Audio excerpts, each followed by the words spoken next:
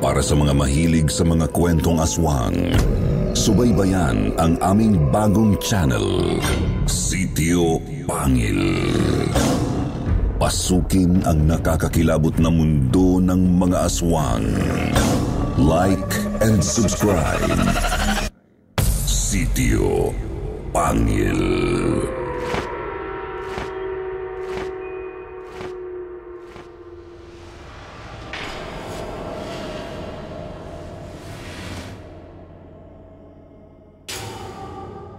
Bulalakaw.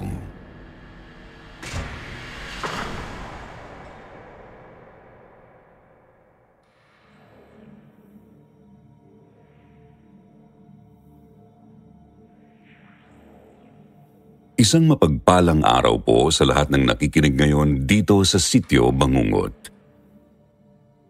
Lalong-lalo na sa mga taong bumubuo sa channel na ito. Matagal na po akong nakikinig dito sa inyong channel, kaya naman ngayon ay naisipan ko na ring sa wakas ay magbahagi na rin ng sarili kong kwento. Pakitago na lang po sana ang aking tunay na pagkakakilanlan at tawagin niyo na lang ako sa pangalang Marcos. Isang 35 anyos na karpintero dito lang po sa bayan ng Bataan. Alam kong mahirap paniwalaan itong kwentong ibabahagi ko sa inyo ngayon, Sir Jupiter. At bukod pa ron, ay hindi rin ito madalas na maging paksa ng mga istoryang ipinapadala dito sa inyo.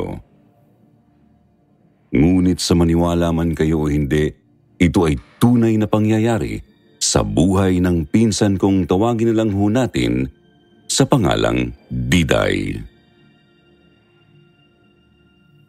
Si Ate Diday po ay pinsan ko po sa side ng aking nanay.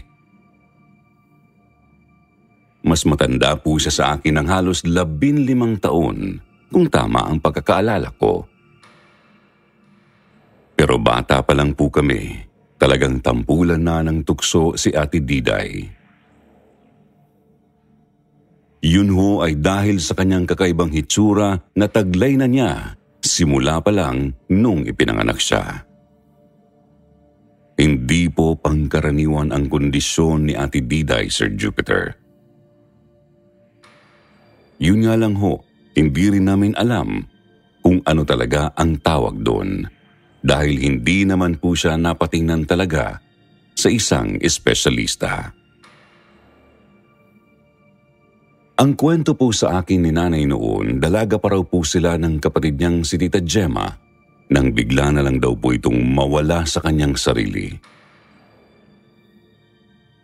Sa una napapansin lang daw po nila na palagi itong tulala at halos hindi na lumalabas pa ng bahay. Hanggang sa kalaunan, unti-unti ay nawala raw po ito sa sariling katinuan. Doon pa lang daw po nila nalamang buntis pala si Tita Gemma. At ayon sa kanya, bunga raw yun ng pananamantala sa kanya. Pero nang tanungin naman po ni na Lola at ng iba pa nilang kamag-anak kung sino ang gumawa nun sa kanya, ay hindi naman daw po sila makapaniwala sa isinagot nito. Ibang nilalang, inay. Ibang nilalang ho ang gumawa nito sa akin. Ibang nilalang ho ang ama ng dinadala ko. Isang nilalang na mula sa ibang planeta.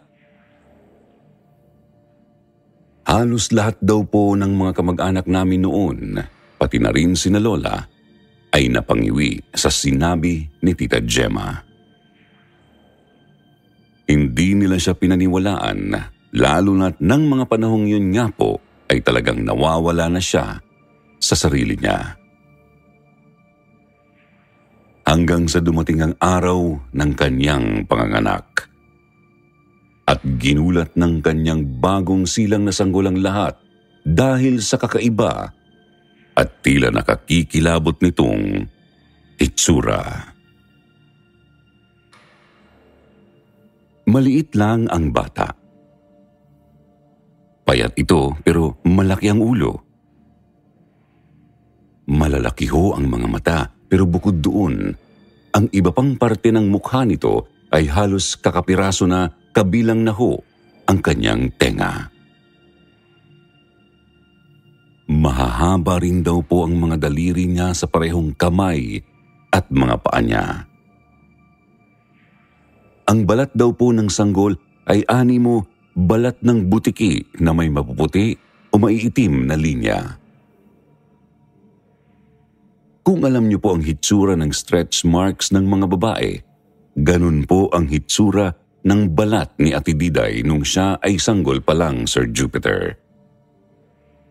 At doon na po nagsimulang mahati ang opinyon ng mga kamag-anak namin kung totoo nga ba o hindi ang sinasabi sa kanila ni Tita Gemma noon.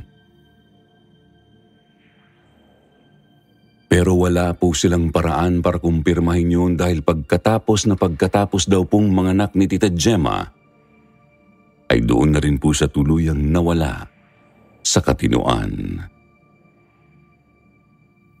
Hanggang sa umabot na po sa puntong nagiging banta na raw po siya sa buhay ng sarili niyang anak. Makailang ulit din daw po kasing pinagtangkaan ni Tita Gemma ang buhay ni Ate Diday, kaya kahit hirap po sila noon, ay pinilit nilang ipasok na lang ito sa isang mental institution upang doon ay magamot ito at mailayo na rin po si Ate Diday sa tiyak na kapahamakan.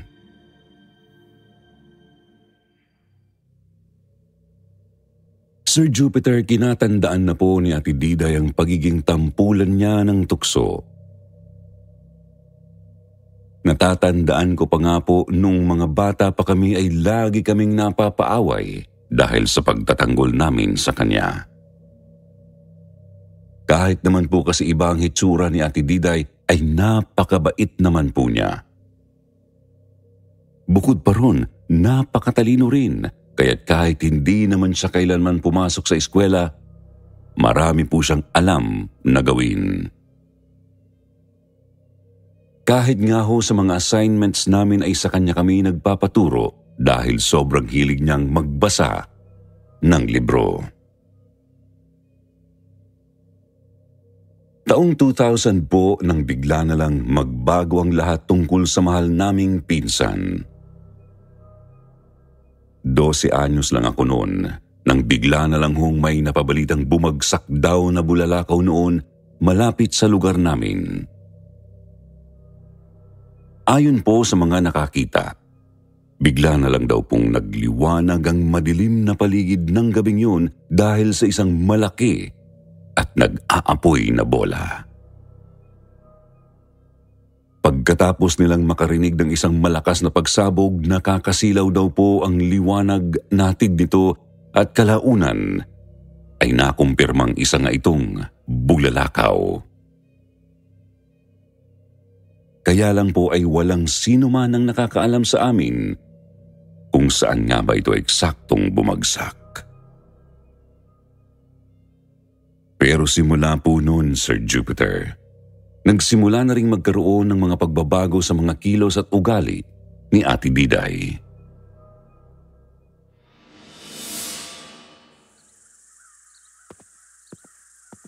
Isang hapon, kauuwi ko lang po noon sa eskwelahan, pero agad kong hinanap si Ate Diday dahil magpapaturo po sana ako noon sa takdang aralin ko sa mathematics. Pero nalibot ko na yata ang buong bahay ni na Lola noon ay hindi ko pa rin siya makita. Maya-maya napansin ko pong nakabukas yung pintuan ni na Lola sa may kusina. Papunta yun sa malawak na likod bahay nila kung saan po nakalagay yung mga kulungan ng mga alaga nilang manok, pati na rin po mga itik. May narinig po akong mga kaluskos dun sa may ilalim ng mga kulungan ng manok, kaya naisipan ko po iyong lapitan.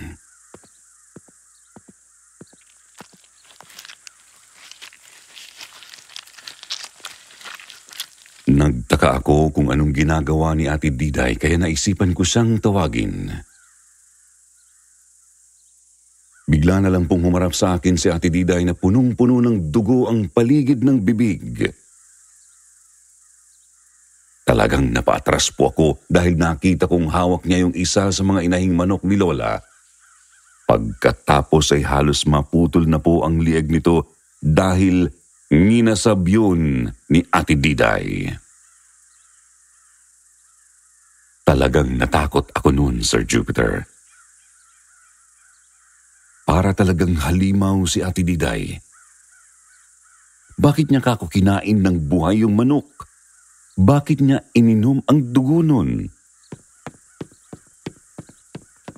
Tumakbo ako habang sumisigaw at tinatawag si nanay na nang marinig ako ay taranta naman po akong pinuntahan sa bahay ni Lola. Magkakalapit lang po kasi talaga ang bahay namin dahil nasa iisang compound lang po kami.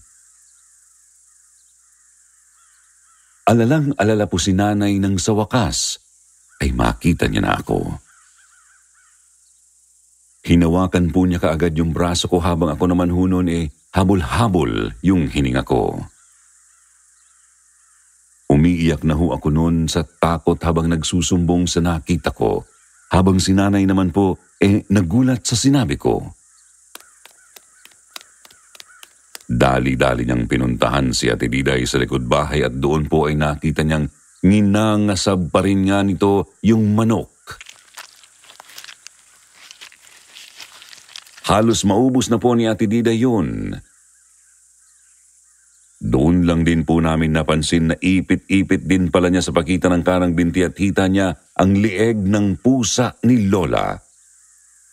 Na parabang ayaw nitong pakawalan dahil ito naman ang balak niyang isunod pagkatapos niya ng kinakaing manok.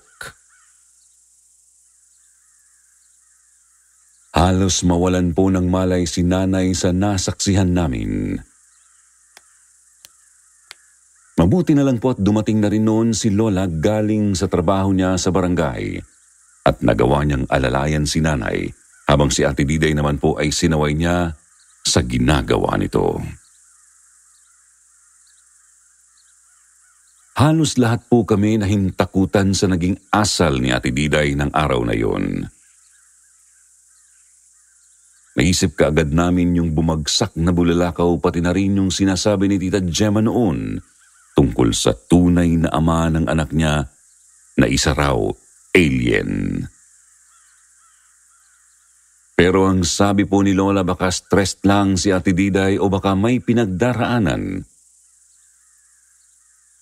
Meron daw po kasi itong isang binatang nagustuhan noon na noong nakaraang linggo lang ay nabalitaan nilang ikinasal na. Yun po ang itinuturong dahilan ni Lola kaya nagkaganon si Ate Diday. Kahit na halos lahat po kami ay kumbinsidong may ibang dahilan sa naging kilos niya. Walang kinalaman sa bumagsak na bulalakaw ang nangyayari kay Ate Diday. Nagmana lang daw ito sa sariling ina na nang iwanan ng lalaki matapos mabuntis nawala rin sa sariling katinuan.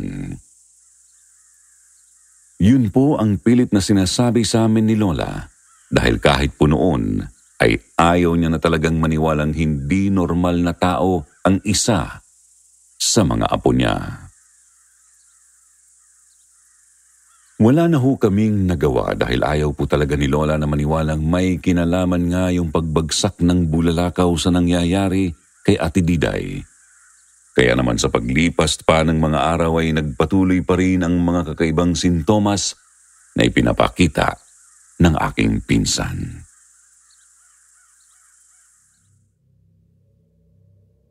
Habang patagal ng patagal ay malimit ho naming makita si Ate Diday na hindi na lang mga buhay na hayop ang kinakain, kundi pati na rin mga insekto. Mga uod, bulate, bubuyog, paru-paro, ibon. Lahat na po yata ng makita niya ay kinakain niya. Kahit nga po yung naligaw na aso ng kapitbahay isang beses ay hinabol niya dahil gusto na rin itong lapain na animo siya ay aswang na hayok sa sariwang laman. Para ho siyang palaging gutom na gutom, Sir Jupiter. Para siyang hindi mabusog-busog o nag-iipon ng pagkain sa loob ng tiyan niya, kaya nga po nagsimula na rin kami ng mga ibang pinsan ko na matakot sa kanya. Ang laki-laki na rin po ng tiyan ni Ate Diday dahil hindi na rin po siya dumudumi noon. Hindi namin alam kung bakit parang ayaw niya na ring alisin yung mga inimbak niyang pagkain sa tiyan niya.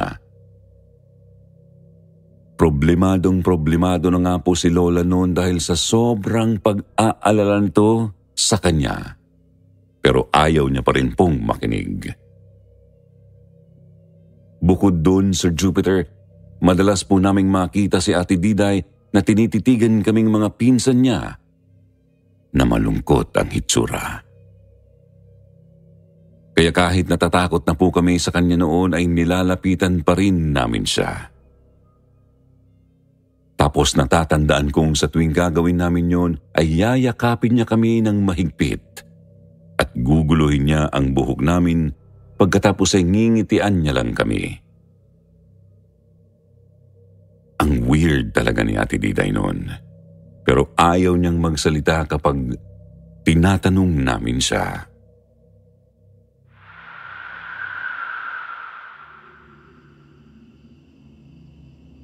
Isang gabi, Sir Jupiter, nagising ho ako noon dahil sa nasilaw ako sa liwanag na bigla na lang pong tumagos noon sa bintana.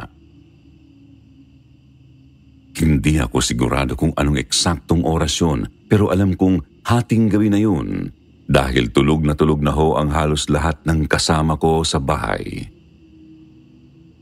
Sa salas po kasi ako natutulog habang sina nanay at tatay ay doon sa kwarto kasama yung bunsong kapatid kong sanggol pa lang noon. Kaya ako lang din ang nakakita nung liwanag. Tumayo ako at sumilip sa bintana para tingnan kung ano ba yun. Pero wala po akong ibang nakita sa labas kundi figura ng isang nakatayong babae. Si Ate Diday. Na napansin ko hong parang may kinakawayan dun sa mapunong daan, papunta sa gubat kung saan ko nakitang nanggagaling yung liwanag. Pinasingkit ko po ang mga mata ko. Tinitigan kong maigi kung ano ang ginagawa ni Ate Diday sa labas. Hindi naman po yun talaga mahilig umalis ng bahay kahit nga po maaga pa. Takot po kasi si Ate Diday sa tao. Kasi nga po, lagi siyang tinutokso kaya nagtataka talaga ako noon kung sino ba yung kinakawayan niya. Pero maya-maya ho, naggulat na lang talaga ako nang makita kong meron ngang isang figura na naglalakad papalapit sa kanya, galing mismo doon sa loob ng gubat. Hindi ko po ito gaanong maaninag nung malayo pa dahil medyo madilim din po noon ang paligid. Pero nung matapatan ng liwanag ang mukha nung katagpo ni Ate Diday, ay ganon na lang ho ang pananayo ng balahibo ko. Sir Jupiter, kamukhang-kamukha po ni Ate Diday yung kausap niya. Para silang pinagbiyak na bunga. Gulat na gulat talaga ako noon, Sir Jupiter, at talagang muntik na naman akong mapasigaw. Tinakpan ko lang po ang sarili kong bibig para pigilan ang pagkawala ng boses sa lalamunan ko dahil ayokong mapahamak kung sakaling malaman ng katagpong yon ni Ate Diday na nakita ko sila. Alam ko, Sir Jupiter, alam kong hindi tao ang kausap na yun ni Ate Diday. Kamukhang-kamukha niya po ito, pero ang kaibahan nga lang ay mas halatang hindi talaga ito tao. Mukha po kasing magaspang ang balat nito. Mas mahaba rin ang mga daliri nito kaysa kay Ate Diday. Wala itong suot na kahit na anong saplot tapos medyo matangkad din ito sa pinsan ko. Pero ang mas hindi ko po talaga makakalimutan ay ang hitsura ng napakalalaking mata nito. Itim na itim yun, Sir Jupiter, na kumikinang-kinang parang malaking holen.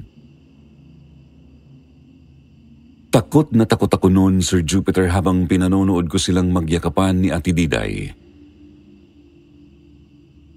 Pagkatapos ko noon, nakita kong inilabas ni Ate Diday yung alaga niyang pusa na hindi niya nagawang kainin nung nahuli namin siya ni Nanay. Pagkatapos po ay pinagsaluhan nila yon ng kasama niya. Sir Jupiter, malakas po talaga ang pakiramdam kong yun ang tatay ni Ate Diday na sinasabi ni Tita Gemma na siyang nanamantala sa kanya. Sa kalagitnaan po ng panonood ko kina Ate Diday ng gabing yun, bigla ko na lang natabig yung upuan na katabi ng kinatatayuan ko sa tapat ng bintana. Mabuti na lang po't bago makalingon sa pwesto ko sina Ate Diday at yung kasama niya, ay nagawa ko na pong iyukod ang ulo ko para hindi nila ako makita. Kabadong-kabado ako noon, Sir Jupiter. Lalo na po nang narinig kong nagsimulang humakbang papalapit sa bintana namin ang isa sa kanila. Kaya naman po dali-dali akong bumalik sa higaan ko. Nagtalukbong ako noon ng kumot at nagpanggap na tulog. Pero ramdam na ramdam kong nakatitig sa akin ang kung sino man sa dalawa na nandoon at nakasilip sa bintana. Halos marinig ko na po noon ang tibok ng puso ko. Kabadong-kabado ako dahil baka kako bigla kaming pasukin nung tatay ni Ate Diday na pinaniniwalaan ko talagang alien. Naihina nga po ako noon sa higaan ko dahil sa takot Hinding-hindi makakalimutan yun, Sir Jupiter. Mabuti na lang po at maya-maya pa ay bigla na lang umubo si Nanay. Pagkatapos po narinig ko siyang bumangon at naglakad palabas ng kwarto para pumunta sa banyo. Sigurado ho akong umalis yung nakasilip sa bintana namin dahil kitang-kita kong kumilos din yung anino niya. Hindi naman na po napansin ni Nanay yun dahil eksaktong paglabas niya ng banyo, nakita niyang nangangatal ako sa higaan ko. Hindi agad ako nakasagot nang tanungin ako ni Nanay kung bakit ako nanginginig, Sir Jupiter. Ilang minuto lang ho akong nakatitig kay Nanay noon dahil para ho talagang umatras yung dila ko sa lalamunan at hindi ako makapagsalita. Hanggang sa ginising na rin po ni Nanay si Tatay at pinainom nila ako ng tubig. Pagkatapos po noon, inintay nila akong kumalma bago nila ako muling tinanong. Sa huli ay napilitan din akong sumagot at sabihin sa kanila na nakita ko si Ate Diday. Sinusundo na yata kako siya ng tatay niya. Yun lang po ang nasabi ko noon bago ako napabunghalit ng iyak. Hindi naman po ako kaagad naintindihan ni Nanay. Ilang beses niya po akong tinanong pero wala po talaga akong maisagot na iba kundi yun.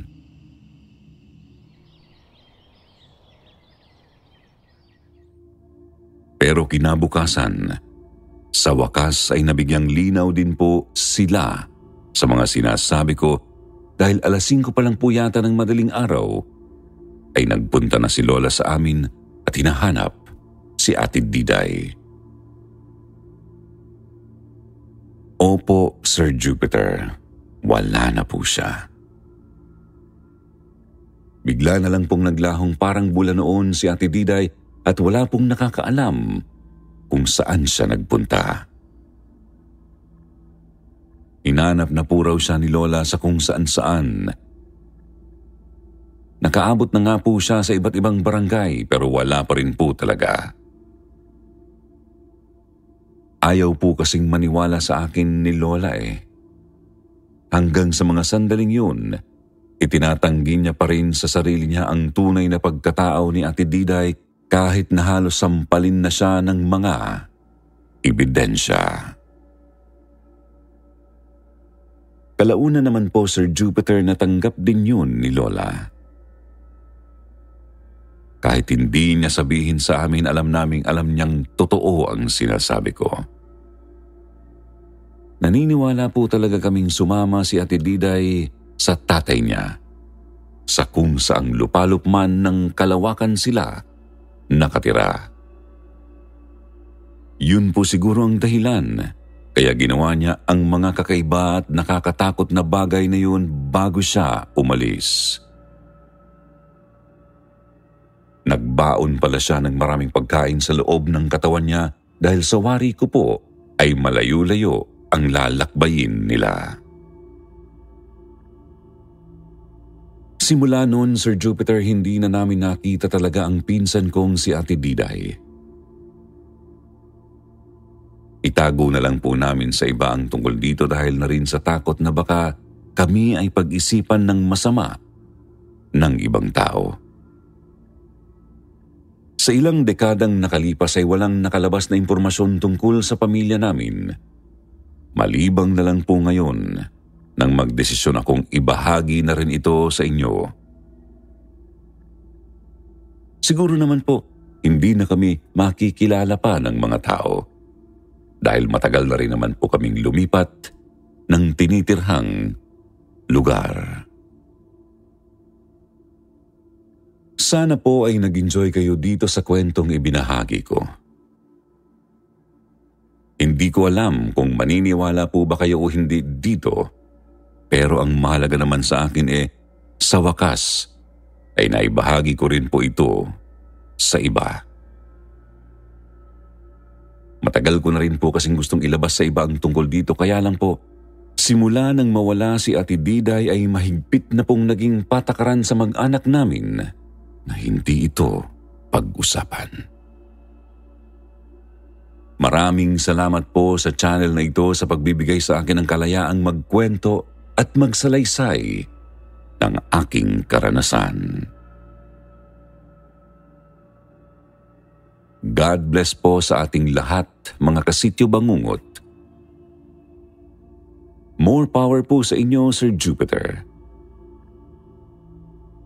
Hanggang dito na lang po.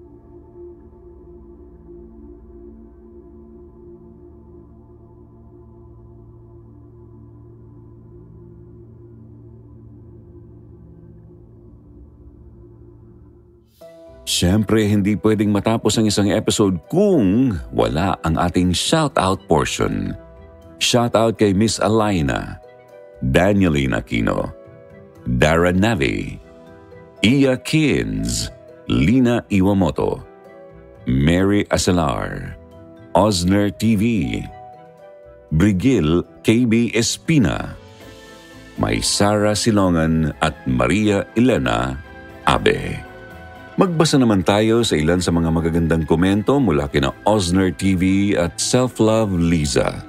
Sabi po ni Osner TV, magandang araw po Sir Jupiter, bagong subscribers po ninyo ako at bagong tagapakinig.